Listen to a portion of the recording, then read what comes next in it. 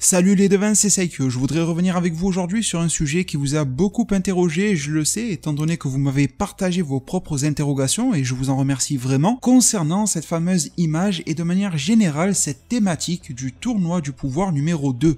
Comme son nom l'indique clairement, un deuxième tournoi du pouvoir dans l'œuvre Dragon Ball Super, animé, manga, film, peu importe. Alors j'aimerais aujourd'hui à la fois recadrer les choses concernant ce sujet-là et vous dire d'où tout est parti, et vous allez comprendre que ce n'est pas parti de grand chose, mais bon, vous le savez, parfois internet est capable de transformer de l'eau en feu, et je vais également en profiter pour vous partager mon avis et ma modeste analyse sur le sujet. Alors cette fameuse image que vous voyez passer sous vos yeux, cette thématique du tournoi du pouvoir numéro 2, d'où vient-elle, d'où part-elle? Eh bien déjà, c'est écrit sur l'image, j'en conviens, il faut tout de même zoomer un tout petit peu dessus, mais malgré tout la signature y est.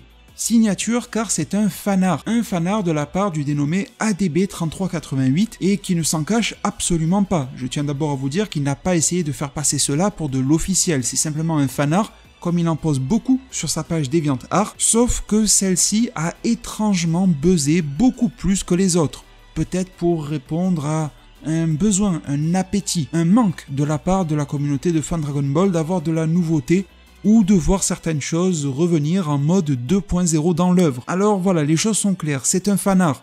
D'ailleurs, si vous avez l'œil, vous l'aviez vu passer le jour J de sa création lors de ma review du chapitre 80 de Dragon Ball Super. Et merci à vous si vous y étiez passé sur la vidéo. Ensuite, Internet s'en est emparé, Facebook, Twitter, Instagram, probablement TikTok, mais je n'y vais jamais donc je ne sais pas, et beaucoup d'autres réseaux, mais aussi YouTube. Et c'était d'ailleurs assez drôle de voir que chaque personne qui posait cette image-là prétendait avoir eu l'idée, comme par hasard, qu'un tournoi du pouvoir numéro 2 devrait avoir lieu. Voici ma nouvelle théorie, voici ma nouvelle info, voici ci, voici ça. Non, tout ce beau monde, en tout cas la majorité, je ne peux pas préjuger des mauvaises ou des bonnes intentions de tout le monde, mais une grosse et écrasante majorité était tombée sur l'image et cela avait créé une envie d'en discuter. Ce qui au final est un bien, c'est pas un mal du tout, on a tout à fait le droit d'en discuter et c'est aussi ce qu'on va faire aujourd'hui. Mais de là à se revendiquer comme le créateur de l'idée, ça relève presque de la malhonnêteté intellectuelle. Mais bon, bref, passons. Alors maintenant que vous êtes clairement informés, eh bien je pense que ce tournoi du pouvoir numéro 2, vous le voyez avec cette image, Goku Ultra Instinct, Vegeta Ultra Ego, donc le Migate et le Wagamama, Granola, ou encore Broly, eh bien aussi vendeuse que soit l'affiche, et franchement le fanart est très classe, eh bien ça me laisse perplexe, dubitatif, je dirais même, et je me pose alors beaucoup de questions, et j'ai même beaucoup de craintes sur le sujet. J'ai peur que l'on parte d'un tournoi du pouvoir qui avait à la fois ses qualités mais aussi pas mal de défauts, aussi bien dans sa version animée que manga, et là je parle de la version du tournoi du pouvoir que l'on a tous connu, avec Jiren, le développement de l'Ultra Instinct de Goku, etc. Mais malgré tout, ce tournoi-là avait une certaine légitimité. Mais alors quelle serait la légitimité d'un tournoi du pouvoir numéro 2 si ce n'est d'ajouter une couche encore plus grasse de fanservice sur un plat qui était déjà bien rempli, bien dégoulinant de cette composante-là, voire même bien huileux? Eh bien j'ai envie de vous dire, difficile à dire, et j'ai l'impression que l'on passerait alors d'un tournoi du pouvoir au pouvoir du tournoi. Faire un tournoi non pas car il y a une forme de légitimité dans l'œuvre, non pas car on a pu l'amorcer à un certain moment, non pas car on peut le justifier, le rendre cohérent, porter voire tenter de masquer le fanservice par un minimum de fond et de scénario, mais au contraire renverser la situation et se dire que c'est cela qu'il faut envoyer aux fans de Dragon Ball, qu'ils n'ont pas besoin de se mettre de belles histoires sous la dent, et leur envoyer alors une double dose de tournoi du pouvoir, un peu comme si ton fast-food préféré se déciderait à faire un burger qui contiendrait la double dose qu'à l'accoutumée. Quand cela se produit, l'affiche et la publicité est toujours vendeuse, mais lorsque tu vas le goûter, tu ressors avec une belle indigestion et tu te dis que tu ne t'y reprendras pas à manger un tel plat qui a été trompeur pour ton esprit. Eh bien j'ai peur que ce tournoi du pouvoir numéro 2 soit cette erreur-là à ne pas faire. Que ce pouvoir du tournoi, ce côté donc vendeur qui attirerait beaucoup de monde, lui cause énormément de tort. Et je me dis alors donc que le placer comme ça en tant que nouvel arc, un petit peu en plein milieu de l'œuvre Dragon Ball Super, n'aurait réellement pas de sens et serait sans saveur. Ou alors les saveurs seraient tellement incohérentes entre elles qu'au final il aurait mieux valu s'en passer. Alors je vais essayer de rester ouvert d'esprit et de me dire que pourquoi pas, pour la symbolique, par rapport au 42e tome de Dragon Ball, au 291e épisode de l'anime Dragon Ball Z, qui se sont conclus avec le 28e tournoi des arts martiaux, Goku y rencontre Oob, le prend sous son aile et s'en va, nous fournir alors un tournoi du pouvoir numéro 2 en guise de conclusion à Dragon Ball Super, pourrait être, pourquoi pas, intéressant bien que redondant. Dans ce contexte-là, à la fois l'arc Granola, à la fois l'arc du film Super Héros, et pourquoi pas de nombreux autres arcs de Dragon Ball Super seraient passés et terminés. Il faut donc voir loin, à un horizon de 1, 2, 3, 4, 5, 10, je ne sais pas combien d'années souhaitent faire durer les auteurs et les ayants droit de Dragon Ball et Dragon Ball Super, mais en tout cas il faudrait voir au terme de cela. Une fois que l'on se doit de baisser le rideau pour une raison X ou Y, pourquoi pas qu'apporter ce tournoi du pouvoir numéro 2 pourrait avoir une forme d'intérêt. D'ici là, l'œuvre va fortement évoluer. De nouveaux personnages auront été montrés, d'autres auront eu le temps, je l'espère, d'être développés. La Z-Team se sera enrichie. Et donc à la vue de cela, je pense qu'il faut se poser quelques questions, principalement 4.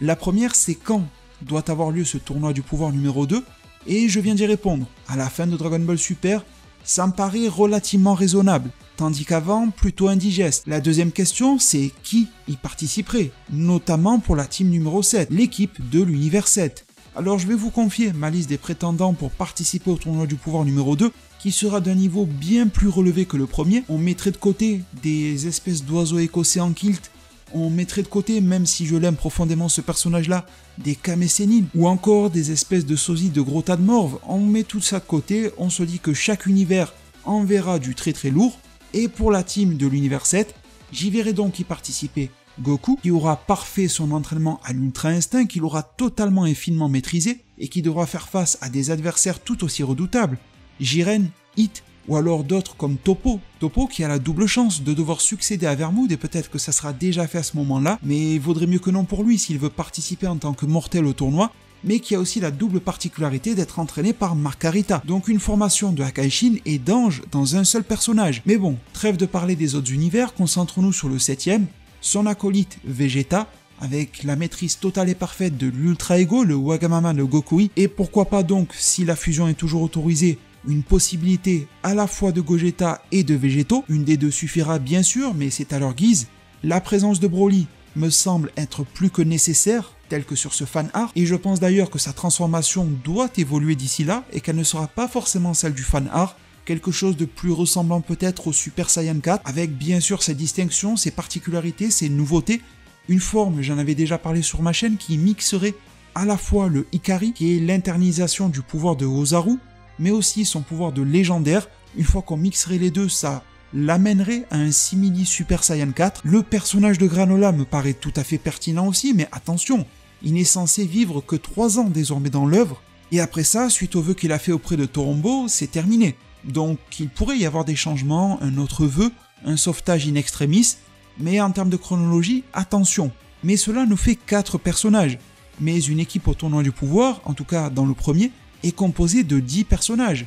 Il se pourrait très bien d'ailleurs que dans le scénario, la liste soit réduite pour avoir un tournoi du pouvoir numéro 2 plus condensé, plus direct, plus droit au but, en se rendant compte des erreurs du premier tournoi, et d'une certaine manière, cela serait un aveu du fait que le premier tournoi du pouvoir comportait des erreurs, ou en tout cas des manques d'écriture, avec toute une panoplie, tout un éventail de personnages absolument pas exploités. Et encore que, ils avaient déjà taillé dans le gras, en excluant quelques univers qui étaient dispensés du tournoi du pouvoir, étant donné que la gestion des créations et des destructions, donc la qualité de la vie mortelle dans leur univers, était considérée comme bonne. Mais du coup, au-delà de ce quatuor que je viens de citer, il faut ajouter d'autres personnages. Eh bien, je pense que suite au film Dragon Ball Super Super Héros, Gohan va être plus ou moins réhabilité dans l'œuvre, et on nous promet d'ailleurs pour ce film un nouvel éveil.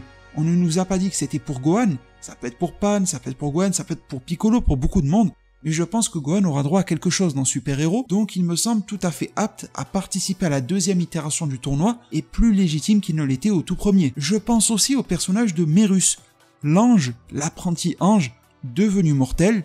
On ne sait pas ce qu'il est advenu de ses pouvoirs, on sait qu'il a fortement diminué, c'est une évidence, mais rien ne nous dit qu'il ne vaut plus rien. Il travaille toujours pour la patrouille galactique, et je mettrai peut-être un doigt à couper, on va pas dire la main entière, mais un petit doigt à couper, qu'il est toujours le meilleur élément de cette patrouille. Et ça ne m'étonnerait pas de voir ce Merus, même en tant que mortel, être capable de dépasser un Goku SJ3, voire un Goku SJ God, voire même conserver quelques acquis, notamment en matière d'Ultra Instinct.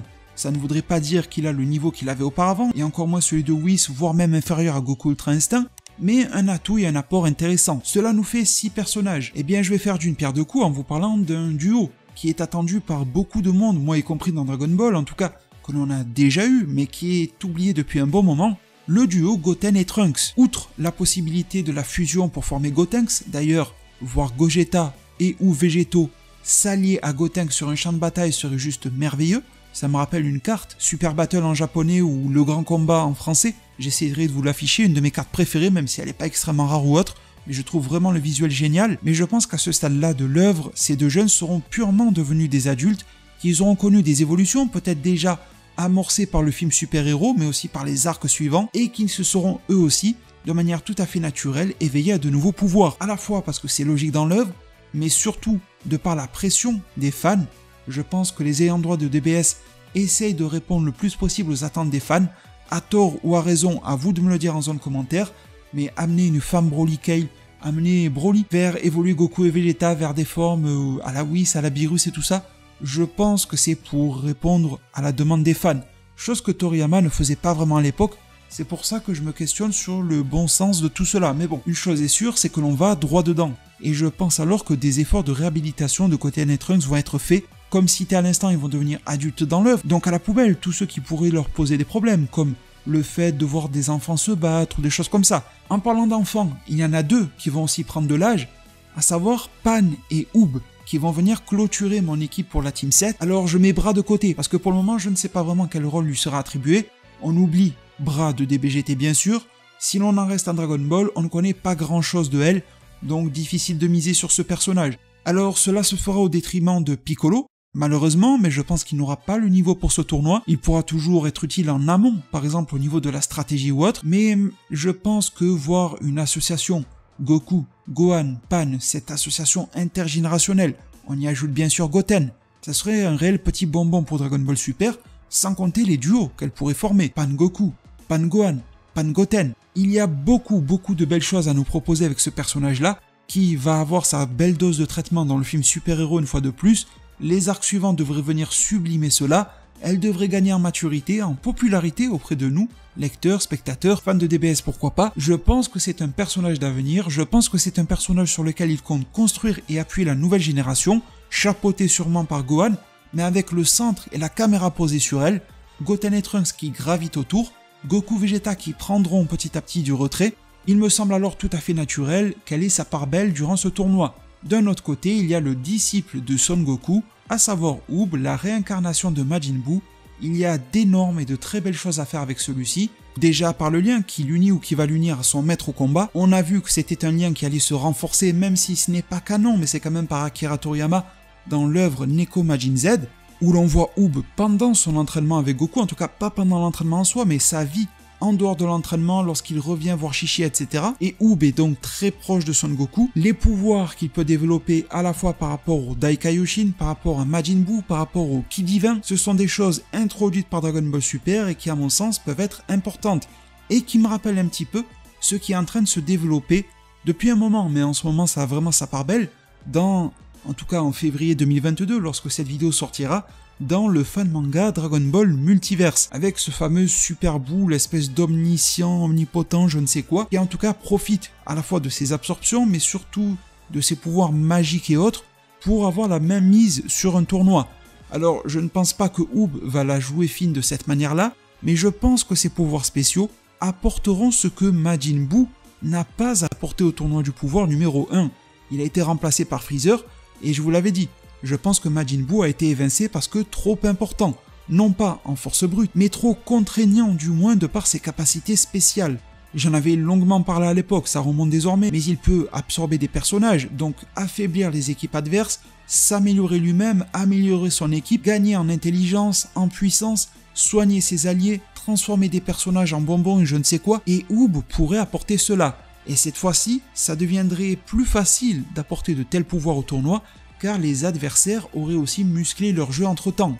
Alors on a répondu à quand, à qui, et se pose la question, mais celle-ci elle est difficile à répondre, de pourquoi, ou si vous voulez, de quel serait l'enjeu de ce tournoi.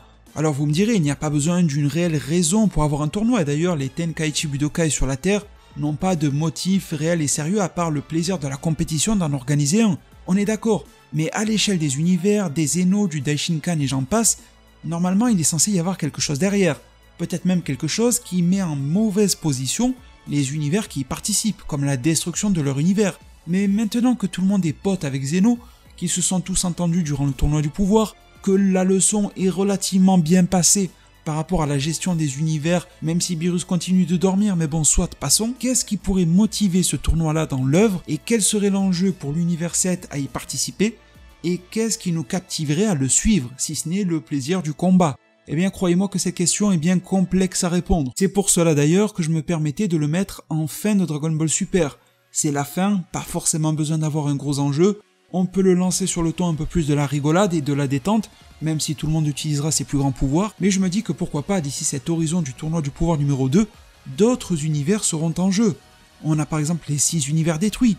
Auparavant, il y avait 18 univers. S'ils reviennent un jour dans l'œuvre, ils pourraient donc déséquilibrer la balance multiverselle et d'une manière ou d'une autre appeler à ce tournoi du pouvoir. On pourrait très bien s'imaginer qu'une fois ces univers revenus, les Zeno et le Daishinkan nous apprennent qu'il faut en rester à maximum 12, sinon il va se passer quelque chose d'extrêmement grave. Mais comme ces 6 univers détruits auront gagné et mérité leur place, et leur retour en tout cas, il faudra donc trancher et organiser un nouveau tournoi du pouvoir pour savoir quels seront les 6 nouveaux univers détruits. Bon, c'est pas grand chose, ça tient sur un post-it, mais à la limite ça pourrait le justifier. Également, je pense que ça pourrait servir d'ouverture. D'ouverture comme l'a été le 28e tournoi des arts martiaux. On nous a lancé ce tournoi-là, mais contrairement à celui dans lequel Goku a participé et a rencontré Shin et est parti se battre face à Majin Buu, cette fois-ci il n'y aura pas grand-chose. Un peu comme le dernier, le 28e. On y participe, le ton est plus léger, même si les combats ont l'air intéressants, mais au final on va ouvrir sur quelque chose, sur une belle rencontre, sur un nouvel enjeu potentiel, mais sans forcément le valider non plus, pour nous faire comprendre que l'œuvre s'arrête, mais qu'elle pourrait se relancer un jour ou l'autre. Comme ça, la Shueisha l'éditeur, Toei Animation, Akira Toriyama, pourquoi pas Toyotaru, ne se ferme pas totalement la porte, mais la laisse entrouverte pour 5, 10, 15, 20 ans plus tard. Alors mes très chers devins, nous en arrivons au terme de cette vidéo-là. Vous avez compris que je ne suis pas très partisan de l'idée, même si au final j'en ai pas mal parlé aujourd'hui, et je vous remercie infiniment si vous êtes arrivés au terme de cette vidéo. Merci vraiment pour tout du fond du cœur.